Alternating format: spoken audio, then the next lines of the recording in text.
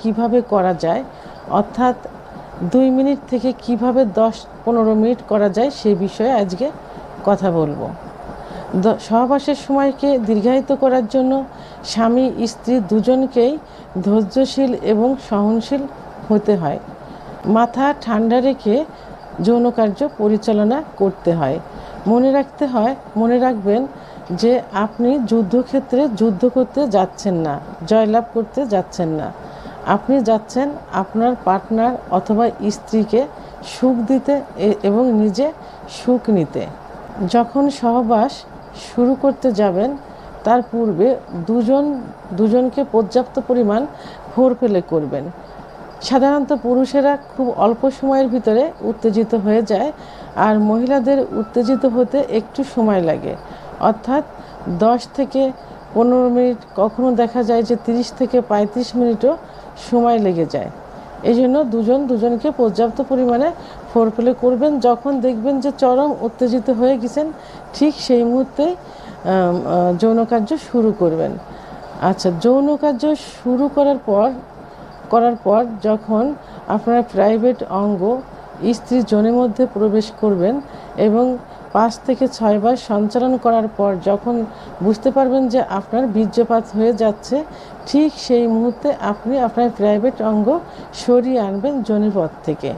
স্ত্রী যেন সেটা বুঝতে না পারে। তবে স্ত্রীকে উত্তেজিত অবস্থা থেকে সরিয়ে আনা যাবে না, তাকে পর্যাপ্ত পরিমাণে ফোরপ্লে করবেন। যেখানে ফোরপ্লে করলে সে উত্তেজিত অবস্থায় থাকে, ঠিক সেখানেই ফোরপ্লে করবেন এবং কথা বলবেন, গল্প করবেন।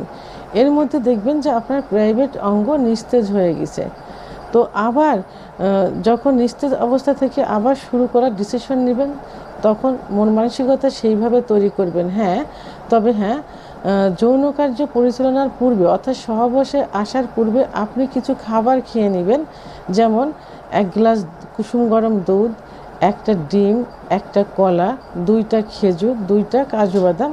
অন্তত সহবাসের 1 ঘন্টা আগে এইগুলো খেয়ে নেবেন, তাহলে আপনার এনার্জিটা বেড়ে যাবে। যখন দেখবেন যে আপনার ওঠানামা করতে অর্থাৎ থেমে সহবাস করতে যখন দেখবেন যে আপনার প্রাইভেট অঙ্গটা নিস্তেজ হয়ে গেছে, আপনি যখন আবার মন শুরু করবেন যে আবার শুরু করব, ঠিক আবার উত্তেজিত হয়ে যাবে। এই জন্য খাবারগুলো 1 ঘন্টা আগেই খেয়ে নেবেন।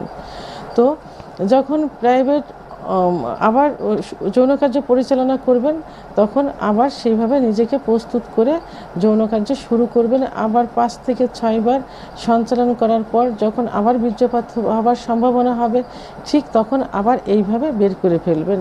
স্ত্রীকেও সেভাবে ফোরপ্লে করতে থাকবেন। এভাবে পর্যায়ক্রমে কয়েকবার করলে দেখা যাবে যে 10 থেকে 15 মিনিট আপনি হাতে সময় পেয়ে যাবেন। আচ্ছা, এটার জন্য আরেকটা পদ্ধতি অবলম্বন করা যায়, অর্থাৎ প্রাইভেট অঙ্গ অত্যন্ত সেন্সিটিভ, যেখানে স্ত্রীর যোনির মধ্যে যে স্পট জায়গা থাকে, ওর স্পর্শ পেলেই এটা উত্থান হয় এবং কয়েকবার সঞ্চালন করলেই বীর্যপাত হয়ে যাওয়ার সম্ভাবনা হয়ে যায়। এই জন্য অ্যানেস্থেটিক জাতীয় কিছু ব্যবহার করবেন। এর মধ্যে যেমন কন্ডোমটা কিন্তু রাবার জাতীয়, এটা ব্যবহার করলে সহজেই প্রাইভেট অঙ্গের স্কিনে কিন্তু ওইভাবে স্পর্শ হবে না, অর্থাৎ একটু দেরিতেই আপনার বীর্যপাত হবে।